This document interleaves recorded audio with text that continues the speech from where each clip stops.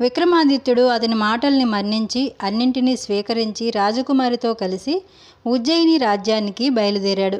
అంతేకాదు, తాను ఒంటరిగా అవిటివానిగా కష్టాల్లో ఉన్నప్పుడు అతన్ని దత్తత తీసుకొని కొడుకులా భావించి తనని కాపాడి ఆశ్రయం కల్పించినందుకు ఆ వృద్ధ దంపతుల్ని తన తల్లిదండ్రులుగా భావించి తనతో పాటు తన రాజ్యానికి రమ్మని ఆ దంపతుల్ని కోరుకున్నాడు విక్రమాదిత్యుడు.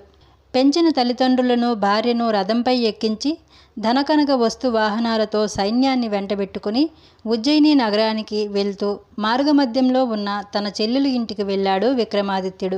తన దగ్గర రాజ్యం, ధనం, ఐశ్వర్యం, పదవి లాంటివి లేనప్పుడు సొంత అన్నయ్యని కూడా చూడకుండా అతన్ని చులకనగా చూసి గుర్రాలపాకలో ఉండమని చెప్పిన అదే చెల్లెలు ఇప్పుడు మాత్రం రాజమహల్లోకి విక్రమాదిత్యుణ్ణి స్వయంగా ఆహ్వానించింది.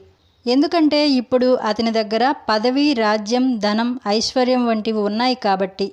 కానీ విక్రమాదిత్యుడు మాత్రం తన చెల్లెల ఆహ్వానాన్ని మన్నించకుండా తన చెల్లెలు చేయి పట్టుకుని గుర్రాల పాక దగ్గరకు వెళ్ళి గతంలో తాను భూమాత ఒడిలో దాచిన ఎండిపోయిన రొట్టెను తీసుకొని ఆ రొట్టెను చూపిస్తూ తన చెల్లెలతో అంటున్నాడు, "ఈ రొట్టెనే కదా నువ్వు నాకు తినమని ఇచ్చావు. నేను దీన్ని ఎంతో ఇష్టంగా తింటాను. ఎండిపోయిన రొట్టె ఇచ్చినందుకు నాకు నీపై ఎలాంటి కోపమూ లేదు. కానీ ఒక మాట చెబుతాను, శ్రద్ధగా విను.